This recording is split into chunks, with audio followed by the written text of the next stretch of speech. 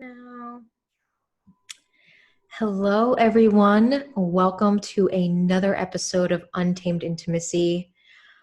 I am so excited for this conversation today.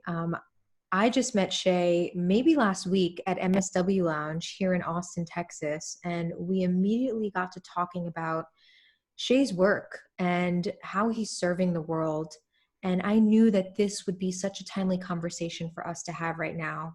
So I'm going to give the formal introduction before we hop into the juicy details. So Shea is a transformational coach, primarily focusing on helping men get out of their heads and into their heart. He has an extensive list of mental and emotional health speaking engagements ranging from South by Southwest to drug and alcohol rehabilitation centers. He's also the creator of ATX Sprint Squad, which is a community of over 150 people of all fitness levels that meets every Saturday to move their bodies and connect at Zilker Park. He was awarded a Lululemon ambassadorship based on his intentional efforts to build community here in Austin. And 7 years ago, he actually decided to get sober. And since then, his calling in life has transpired into so much more than simply staying sober. The touchstone of his work is to help others relieve stress and reclaim their innate sense of guidance by using various modalities such as meditation, mindfulness, vulnerability, and fitness to remind them how powerful they truly are. Some fun facts about him, which I actually really enjoyed learning about him when we first met, is that he was raised in Montana, first person I've ever met who hailed from that part of the country. And he became a pro rollerblader with tricks and ramps, and it's actually used to be a huge part of his life. He's newly vegan, 2 months, sounds like he's going strong and loving it. And he can jam. House and dance music are one of his top passions, and it truly brings him joy. So aside from being out and about in Austin and blasting his music, he really loves creating a community by bringing people together and introducing people to each other. And in fact, it is a part of his DNA as a connector. So without further ado, I am so happy, Shea, to have you here on the show today. How are you? I'm so happy to be here too. And I just feel really honored at the opportunity. And it's just so magical how these things come about. It's like, who would have thought that I would have met you and your partner at MSW and had such an amazing conversation that led to this opportunity here. And who knows where this will lead of reaching people and adding value to other people's lives and inspiring them. So just knowing the potentiality behind this conversation just excites me. This is what I live for. Hell yeah. Love it. Okay. So I like to get deep fast. I'm sure you're not much of a small talker either, as is the sense that I get. So what sparked my curiosity about you the moment we met was that you said you're doing men's work. Tell me more about what that looks like. Okay, this is a multi-part question. What does that look like? And how did your heart get called to doing that work? Like, what gap did you see existed either within yourself or in the larger environment that really knew this was a home for you right now? Yeah. It's like that old saying that when the student is ready, the teacher will appear. And that was my experience. And before that one teacher appeared, it's about last year, I was in just a transition process of wanting something more than just fitness and being a personal trainer. I really saw a lot of success in the fitness industry rather quickly. I just really picked it up well and got great feedback and just intuitively built this business that really served people with helping them change the aesthetic parts of their body. But there came a point where there was two things happening simultaneously with this transition. There was a craving for my work to go deeper, and I'm just not sure exactly what that looked like at the time.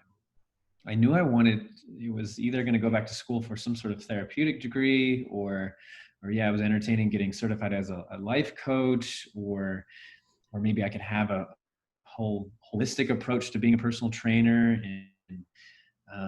And then also the other part was of just feeling very unfulfilled. It was a very negative energy of just like, Mm, because I used to just be on fire with fitness. I loved it, and I couldn't imagine even doing anything else. And so once that passion and that excitement for fitness started to subside a little bit, it was a little scary and new for me. So I was listening to that calling, and so what started next was a curiosity about what my this next chapter could look like. And I really sifted through a lot of different life coaching certification programs, and even getting my master's in counseling or social work or something. I knew I wanted to just continue serving people, and I just, nothing really stood out. Nothing mm, resonated. It didn't feel right. And then I came across a man named Zot Baraka, who had just a unique presence on Instagram, and is much older than me. And I was instantly just captivated by his message of just doing divine masculine work with men. mm, And mm, it was his language that he used was very spiritual, and that's what captured me, is because I have a predisposition to just be using that type of language. I didn't really relate to the life coach certifications that would use very financial language or entrepreneurship type language. mhm, And so I ultimately signed up with him, and at this offering that he had to work with him for 6 months. It was a small group certification process to be a men's coach. mm, And I just hit the ground running with that. I went all in, and got so much out of it, and graduated from that in last fall. And then thus began the carving out this new chapter. And step one was completely leaving fitness and saying mm, no to lots of money and lots of opportunities, and starting from ground zero. And it was a very trying and uncomfortable time, but I just had this unshakable belief in myself that this mm, is less than a career change, and it's more about me just following my intuition, following something's guiding me here. It's less mm, about me being at the drawing board, oh, how can I create this career that's more fulfilling? And it's more about a path that's revealing itself to me. mm. And so since I've listened to that call and followed the little synchronicities and breadcrumbs that have been provided for me, it is working out tenfold as expected. And I'm really excited to see where this is going to continue heading. Oh my God, that's so exciting. I acknowledge you. That takes so much courage to leave what is familiar. I'm just, the first image that came to mind was like the root chakra. Like you had the grounding, the stability, the financial predictability where you were, but the passion had fizzled out and you just kind of did a 180 and uprooted everything because there was a deep calling. This is not epiphany is not the right word. The word will come to me, but this is the hero's journey. Epitome, maybe, right? Epitome. Yes, Yes. yes, yes. Great. Thank you. Epitome. Yeah, hero's journey, spot on. Yeah. Okay. So I'm so curious to hear now because for a long while in my work around intimacy, I almost exclusively worked with men.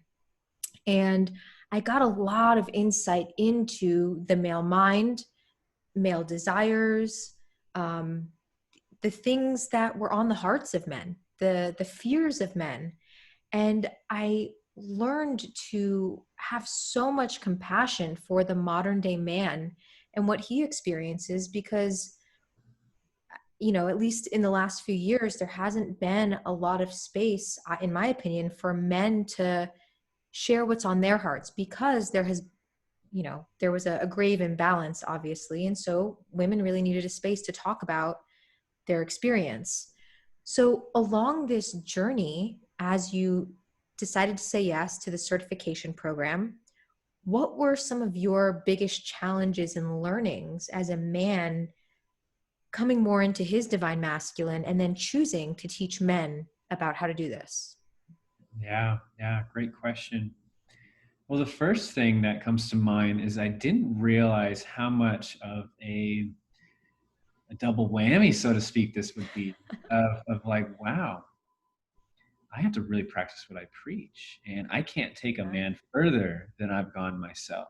Mm-hmm. And I'm all for it, but it has been asking a lot of me, and I wouldn't have it any other way because when I got sober, that I signed up for this path of just waking up and healing and doing this deeper work, shadow work, and just really breaking free from a lot of my own patterns that caused me suffering, and learn to live in more integrity with myself, and then to take a step further and learn how to show others the way. And so that was kind of like, whoa, okay. But there's this feeling of like I'm on the right path has like carried me through that intensity. Mm. Second thing that comes to mind is I I think seeing my own beliefs, my own limiting beliefs start to. So this is kind of like one and the same with what I just shared, but to take it a step further and to examine it a bit more is just my desire to be liked. That is a place within me that is just so strong and just like hardwired into me. Is I just really want you to like me, Yeah. and I will do anything to get people to like me. Uh, Mm.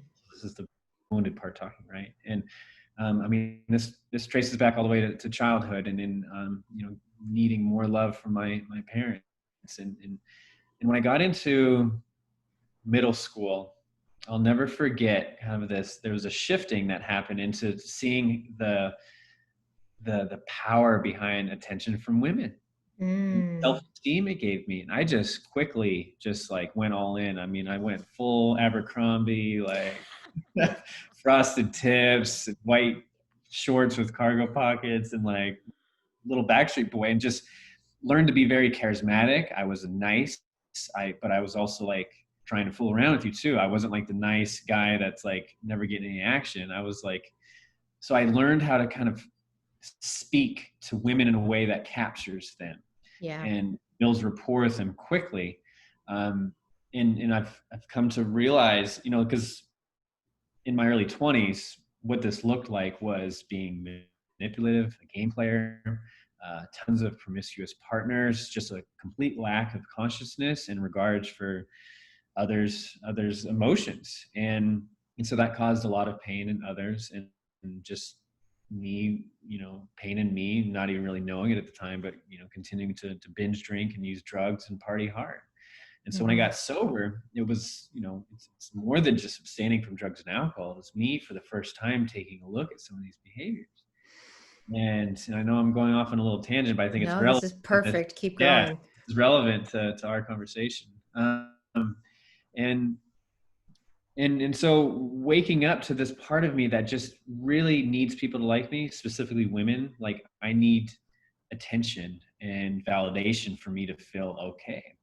And and so becoming more aware of this place has been so challenging, and breaking free from it has um, it's still a work in progress, but I've come to a place now of awareness around it. And so Mm. to bring it back to in regards to my clients, and just offering, like, hey, this is what it costs for my coaching services, that kind of scary moment, and just Yeah. hearing, if they say no, that means they don't like me, or just noticing this part of me come up. And it's just been such a win-win all around to work through, um, because it's helping go straight to the point of the pain, and just overcoming it. And then I have a powerful message to share with other men who are a few steps behind on the path. So yeah. Wow. So there's so much that came up in that. First of all, I want to acknowledge your vulnerability in sharing a part of your journey that most people are either unaware of, is true in themselves, or are unwilling to be seen in. And that is this deep desire for us to be liked, approved of, validated by others. And I hear you 100% on that, because I might be the mirror image of you in that I learned very early on about my sexuality. I was very curious about it from a young age. And then when boys came into the picture, I was curious about that. And then I learned very quickly what I needed to do, say, be, act to get that validation from boys at the time, eventually men. And I became a master of that. And there was no scientific thinking behind it, but you just know what works and what doesn't. And I myself had participated in a lot of promiscuous activity, drugs, alcohol, partying. And I, may be able to speak for some women, but I saw men out there doing this. And I'm like, well, fuck that. If they can do it, why can't I do it? Why am I the one sitting here and men have no problem sleeping with a bunch of women and not being heartbroken by it? Well, I had to learn my lesson the hard way. But it was all for that needing of approval and validation. And so you alluded a little bit to that process for you, but was there a systematic process that you went through during this awakening where you even became more vulnerable with yourself and acknowledged that you had a deep need to be liked and approved of, especially from women? What did that look like? Because I imagine men that are listening might be experiencing the same thing. Yeah, yeah. The first thing that comes to mind is just self-awareness. It's having a higher level of self-awareness. And so we could go off on so many different avenues on what promotes a higher level of self-awareness, and more specifically, what takes away from a higher level of self-awareness. Everything from substances to compulsively working or working out. There's just so many distractions to what's actually going on underneath the surface. And I want to share, just preface by saying that I have come to realize that I have a very calm mind compared to most people. I have an ability to really sit with myself, and it's pleasant for the most part, more than pleasant. But there's a whole shadow side to this of lack of productivity, and sometimes I'm very disengaged from my own emotions because it's kind of a numbness at times. But with that said, I do have an ability, like especially when I got sober, was to really check in with myself. How am I feeling? Very sensitive to the world and the people in it. And so that sensitivity was something that I always repressed because it was so overwhelming. And Mm. and and so my work has been about going into that sensitivity and trusting it and being guided by it. And so but with that comes some things that get uncovered that are not always comfortable. So I've had to learn to proceed with a certain level of safety and caution, kind of a dipping my toes in the water of this. But throughout this process of increasing my self-awareness and my sensitivity, what started to happen was, in any sort of social dynamic, or being with a partner, or even just being with myself, and it's like, so part one is like getting really familiar with what equilibrium is like, we could call it, or just my groundedness, kind of this normal state that I like to be in, and then I go out and meet the world, right? And then I notice the little nuances or the deviations from that and what contributes to those. And so to really stay on point with what your question is, I've got really in tune with like the behaviors that I would do and how it would make me feel. And so Mm. I'll never forget when I hooked up with a girl in early sobriety, and I basically just ghosted her. Mm. And this was this behavior pre-sobriety. And she sent me this really long text message that was just very nasty, and she was angry, right? Yeah. And it hit me in a way that was so intense, and like, oh my God, I never want to do this again. It was Mm. like this firm, like I had an ability to like learn from my mistake. And so hopefully that little story gives you just a glimpse into what I'm referring to, and then to look at it from the other side of things of um, being in my most recent partnership last year and being able to hold space for her in her anger and just Mm-hmm. be of service to her in a very powerful way for me to maintain my healthiest sense of masculinity, to be present with her and her emotions. That felt so good. I am in integrity with myself in those moments. Okay, noted, more of that and less of the other shit. And so with, a thousand other examples in between. But does that speak to what you're saying? Yeah, perfectly. What just came through for me was the distinction between allowing something to be our mirror and projecting out onto something. So, this woman for you who sent you this text was a mirror for something for you to see. And it's so important. Everything around us can be a mirror. Everything around us can be a teachable moment, a learning opportunity.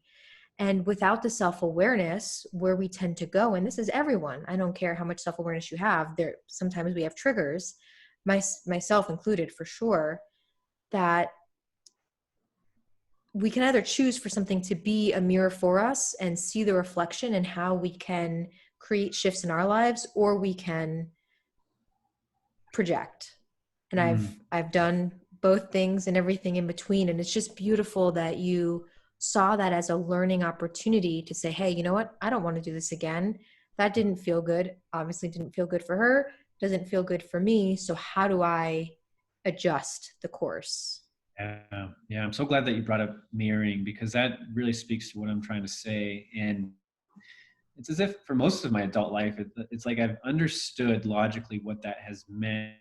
And, oh, everyone's your teacher, or, what are they mirroring back to? What does that mean about you? What does it look like to not play the victim and to take ownership of how you're showing up? It's like I understood these things, but it was a game changer for me when I started just really integrating it into how I show up, into Mm, where that is my default setting, almost to a fault at times, because, and this is something that's it's part of the what we call the Kool-Aid in early sobriety, just to the victim card and the blaming and just like mm-hmm. constantly being consumed with other people's dysfunctions and how they're showing up.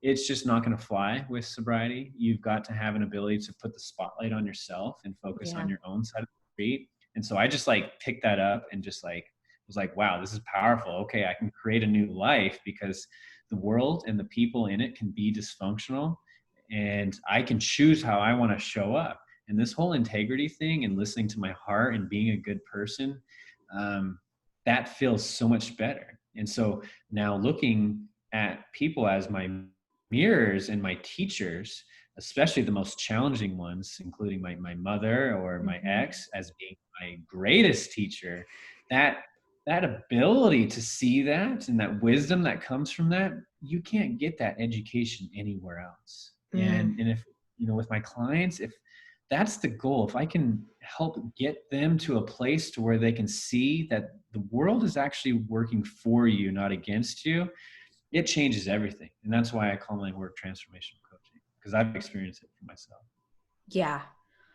Yes, I'd say that's arguably one of the most powerful shifts in perspective any of us can make is holding the belief that things are happening for us, not to us, and that we hold the power. We always hold the power to choose how we want to show up. And that's when I remember to hold that belief for myself, it allows me to be the most powerful version of myself. It allows me to listen, to learn, to be vulnerable, to keep my heart open as someone who always strives to embody the divine feminine in everything. And so you mentioned something that really sparked my curiosity just from a practical perspective. But when we talk about an embodiment of the divine masculine. It is this ever presence, this ability to hold space and to be the container, even when, say, a feminine embodiment is raging and angry, as you had alluded to. I've been in this situation many times myself.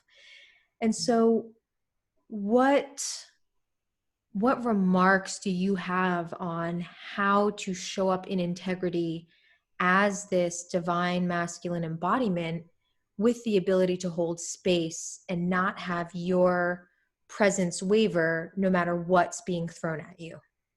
Yeah. Yeah.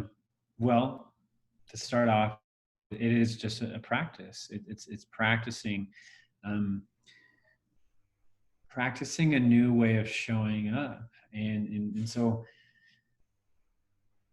I'm just imagining that first of all, presence is the playing field. I so there's many things that I can do in my day-to-day life to contribute to more presence and less lack of presence. Having a devoted meditation practice, living a bit more of a contemplative lifestyle to where I spend more time in nature um, and this is just me. This maybe isn't for everybody. I really do ponder my existence. Mm-hmm. My head just goes there and how I can just be a radiant light in the world and what things are holding me back. And so there's it's a process of throughout my day-to-day life of a place or familiarizing myself with this place of presence. So there's a reference point. Okay. Mm. And so that reference point is huge. And I'd be a fool to not bring up the power of the breath. So breath is just, it is the lifeline. It is the guiding force throughout everything to hold me into this reference point of the present moment. Mm. Um, and and so I remember it was really interesting last year when because the framework of masculine and feminine energies is relatively new to me. I'm still very much a student of it. The tantric path has been, I mean, it's been in my sort of in my mind, like over the years, like of certain things I've read, but over this past year, it's been studying it and learning more about it. And so I just want to share that I'm still very much a student, but it was really interesting for me when I was in this certification process and some things that we were learning, and I understood it logically, but I took it to the arena, so to speak, aka the girl that I was dating at the time, and was practicing some different things. And to to really speak to what you're saying is when she would be in her emotional state, very stressed from a day of work or just really in her shit, and I did something radically different. I didn't try to fix it. So Mm. I asked her why. I checked in with myself that, oh, I feel triggered right now. It's like, oh, why do you feel triggered, Shay? It's, well, I wish she was acting differently. She's being too much for me and she needs to calm down. I have 10 Mm. solutions that I'd like to give her and she needs to do these. And if she doesn't, she's just creating her own misery. Okay. Women don't work like that. But and so I did something radically different for the first time ever with a level of consciousness that was new for me. I was like, I'm just gonna go and be really present with her and show my body language was open, my eye contact was there, I was engaged with her, and I asked her, I said, how can I be there for you in this moment? Mm. What do you need from me?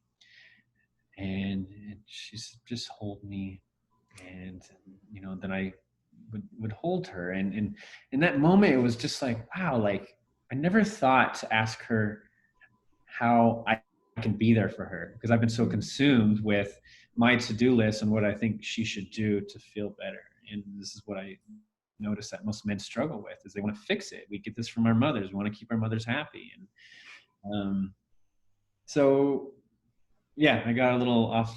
I don't know if off topic. Was that answering your question? Yeah, no, that definitely answered it. It's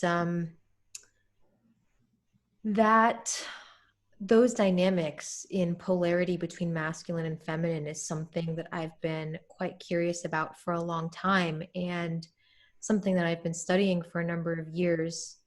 And I can say as a woman, receiving a, getting to receive someone holding space for me, no matter what comes up for me, is one of the greatest gifts I have ever been gifted. Mm. And there's so many interesting cultural and gender dynamics, and I'm sure there are a lot of other things that come into play, but getting to show up exactly as we are, right? So I'll speak from a woman's perspective, getting to show up in our fullness, to not be fixed, to not be called too much or too emotional or bitchy or catty or whatever. And to have someone see us and hold space for us, that is alchemy. That is healing in and of itself. And there's nothing that needs to be done. There's no solution that needs to be provided. Maybe the solution comes after. But having received that from men in my life, be it a friend, a partner, has allowed me to open my heart. Because, the masculine feminine thing can sometimes be a chicken or egg, right? Does the divine masculine have to show up as divine masculine first for the feminine to open her heart? Or does she need to keep her heart open for the divine masculine to really hold the space? And in my opinion, we both equally have a responsibility to show up as beings with integrity and whatever that looks like for us. And so I've started to ask what that means for me and how I show up, because I'm very fortunate to have a partner that is constantly improving on how he, shows up, and is constantly asking and seeking. And I found that I, for some time early in our relationship, allowed him to be the emotional leader, which is a great quality of the divine masculine. And I started asking, what do I need to do to show up in my divine feminine embodiment? And that meant remaining soft and open hearted, remaining nurturing when I wanted to harden. And when I had a tendency to go into my masculine, which is, let me fix this, let me solve it, let's implement this thing. And so this is as much a commentary for feminine and masculine, even outside of gender, but for men and women as well, because so often what we find in both men and women is this fear of opening our heart and being vulnerable, which I know is another area of inquiry that you ask about, that you study, that you share with your clients and in your content. Um, and so this ability to keep our hearts open and to let ourselves be seen and witnessed and held in those that hold space for us, even if that's ourselves, is one of the greatest gifts we can receive. So I appreciate you sharing that. Yeah, yeah. Thank you for everything you just shared. That was really beautiful. And can I share something just to speak to what you were? Please. I I've noticed that what I have struggled with most is when the feminine is very expressive and emotional. Because my mother is just very much like that. Wears her heart on her sleeve, and at a young age, I started seeing how this is all too much for me. And so what I Mm. did was I started to shut down and dissociate, and so I would get triggered by it, and so that has been my work, is because I link it to a wounded masculine, that my woundedness does not go to rage or blame or throwing things or even being vicious and saying you're too much. It just goes into shutdown mode, to Mm-hmm. where I'm just kind of numb. I'm just existing, and it's a very tricky place because it is so comfortable. It feels Yeah. like a home to me, you know, and so it's been hard to work with just because it's kind of hard to define. Mm. But what my past partner brought to me, and all the work that I've done in therapy and some of the really deep conversations that I had with my mother, it's about, Shea, I can't feel your heart. And so Mm. part of my work has been about, um, it's like, sure, I can do the body language thing, I can do the eye contact thing, but there's a numbness about my presence. And that has been just so eye-opening to be able to first label it. Yeah, okay, I get triggered when a woman is powerfully in her expression of emotions. Um so yeah, it's like I'm kind of coming to this point where it's like a tipping point, almost, like where I'm just kind of peeking through the curtains a little bit, like, okay, this seems Hmm. scary, but I'm gonna go for it. And the yeah, there's just a reassuring feeling that I'm on the right path with all that. I love that you shared that because we are similar in that way. And I'm fortunate to have had Ani as a mirror for me, because one of my tendencies as well in expressive emotion, or anything that I perceive as disapproval, because I too had a huge need to be approved of and liked, and anything that I perceived as challenging that, I would shut down and become numb. I would close off. I would kind of furl in. And Ani gave me a great metaphor one time. Have you ever been to New York City? Mm. Okay. Well, in New York City, I'm sure you've seen movies, there are subways. And, you know, people hop on the subway. One of the things that people do almost every subway ride is the subway doors will be closing and someone's running down the stairs and they put their hand in the door and they fight to like keep it open and hop on the subway because they don't want to wait 2 minutes for the next one to come. So that is how I think about the window of time that I would have before the door shut and my heart is offline. And Ani would say to me many times, he's like, I can't feel you right now. And I'm like, dude, I don't know what the fuck you're talking about. Like, I'm in my own world. I'm off duty right now. And Yeah. that's how it would feel for me. I would be completely numb. And he's like, all we have to do right now is just be the person who's running down the stairs and just try and keep the subway doors open. That is analogous to like just dipping your toe one step further beyond the edge to keep the heart open long enough to inquire, what's here for me? Or what do I need to do for myself right now? What do I need from my partner right now?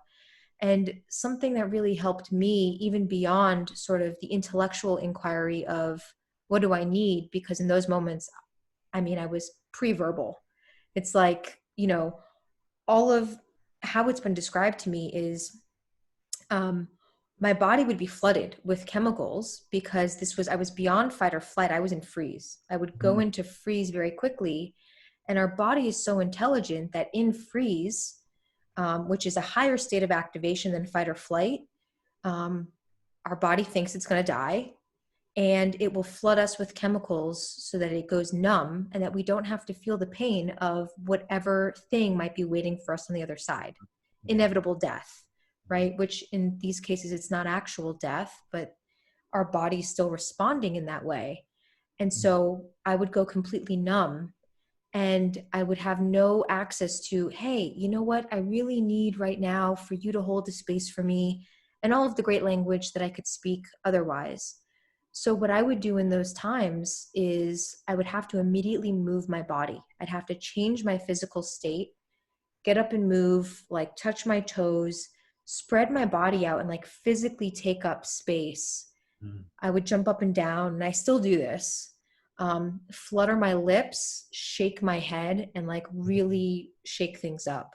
Yeah, I've been doing that same practice and it's been helpful. Amazing. Yeah. Oh, Yeah. so cool. And I love the way you use the freeze example, is because I've never, because I do a lot of work with different embodiment practices, and we talk about the nervous system and how it responds to certain stimuli. But you just really connected a few things for me, of like when you said flooded with chemicals that are preparing it to not be, your body to not be in pain for what's to come next. And I was like, whoa, that resonates Hmm. really big, because it's a very real thing for me. And the confusing thing was, for the narrative that I had in my head around all of this, was that, oh, that's presence. That means like I'm good, I'm free. But then as I started meditating more, I noticed the different textures of numbness versus like presence and loving awareness with myself in the present moment. And so the discernment between those two has been, it's getting stronger and more of a contrast between the two. Um, and so I'm going, as I told you earlier, I'm going home to be with my family on Friday, tomorrow. And my mother is, as I mentioned before, my greatest teacher, and she, even just the sound of her voice can trigger me into that state. And and so I'm preparing for battle, in a sense of learning to invite her into that numbness and to reassure her this is nothing personal, this is just happening to me, but also having a courageous ability to set boundaries with her, like, hey, Mm. can we revisit this conversation a little bit later? I'm feeling overwhelmed right Yeah. Yeah. Yeah. Wow. I mean, parents, partners are almost always some of our greatest teachers.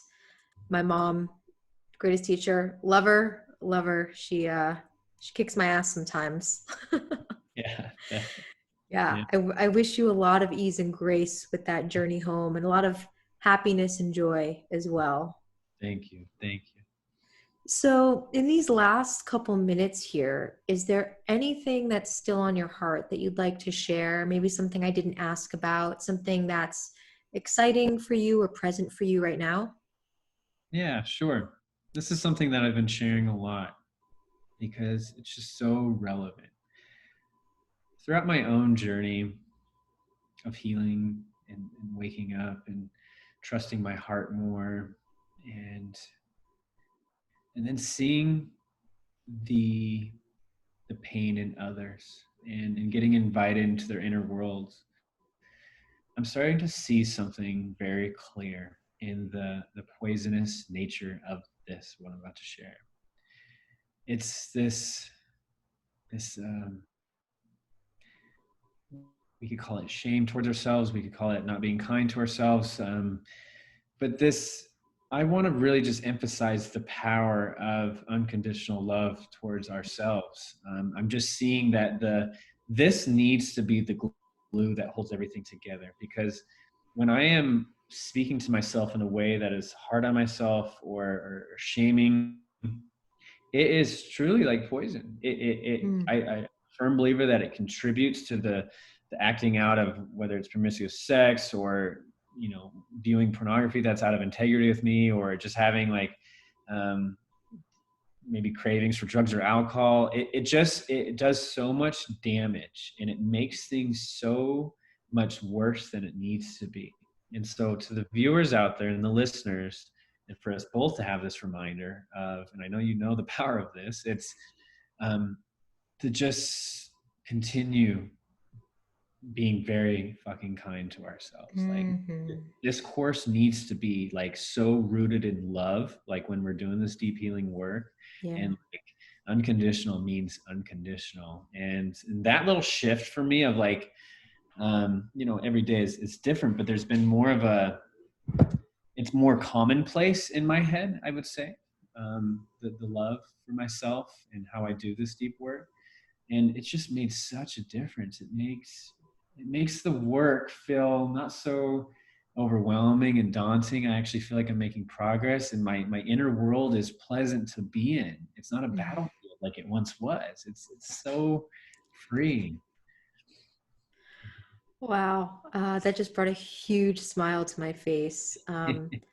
I am convinced through and through that if there were one thing that we ever looked at for the rest of our lives, and if by looking at that one thing would have a dramatic impact everywhere else, it is our relationship to self and self-love and that practice.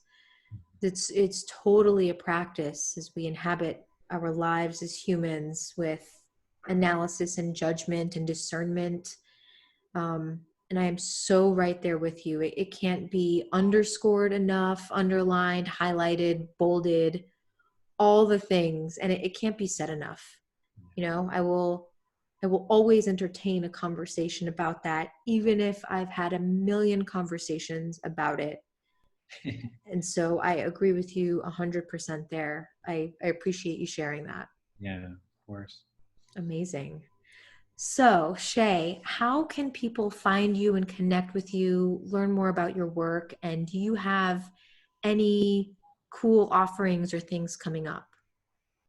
Yeah, so my social media that I focus on is Instagram. That's the only platform that I use right now. It's my full name, Shea Boland. So SheaBoland. And then my website is sheaboland.com. And my email is shay@sheaboland.com. And my website is it's not a comprehensive view of who Shea Boland is necessarily. It's very curated for my one-on-one coaching clients to share with them about what my offering is. So my current offering that I'm just most focused and passionate about is the one-on-one dynamic. And so um, I am almost full on clients, but I would be open to a few more. So please check out my website to check out that offering. And if nothing else, to the viewers out there, let's build some rapport and have a conversation. I love meeting new people. I love to just plant the seed of my work in others. And, if now isn't the time for us to work together, or let's say they know someone down the road, I think that just conversations can really pay dividends in the future. So, and then as far as future offerings, I am creating an online course right now, just like every other coach is. Yeah. So this is called Presence is Power. And this Mm, isn't going to be so much of a focus on men's work, like masculinity work. It's going to be for men only, just to have that strong, safe container of all men. But there's going to be a focus around how we lack presence in our lives, the pain that cause, how to get more presence, and the gifts that become revealed as a result of that presence for themselves and also for those around them. And so it's going to be 8 weeks, and I'm debuting, I'm thinking mid-July, and I'm very passionate about it. I wholeheartedly believe in this. And other than that, I've got the Lululemon event coming up, but that's not till the fall when quarantine is all done. It's going to be a meditation series in person at a yoga studio. Um, in just kind of building a little bit of framework for some retreats in the future. But yeah, it's all to come. So please follow me on the social media, and we'll go from there. beautiful. Thank you so much for sharing that. Excited to see what you create and how that serves the world. Everything for contacting Shay will be in the show notes. For those of you who are listening and watching, I invite you to follow him. He shares great content, and to get in touch with him and further the conversation, because it's one that we really need to be having. So wishing all of you much love and good vibes, and we'll see you next time.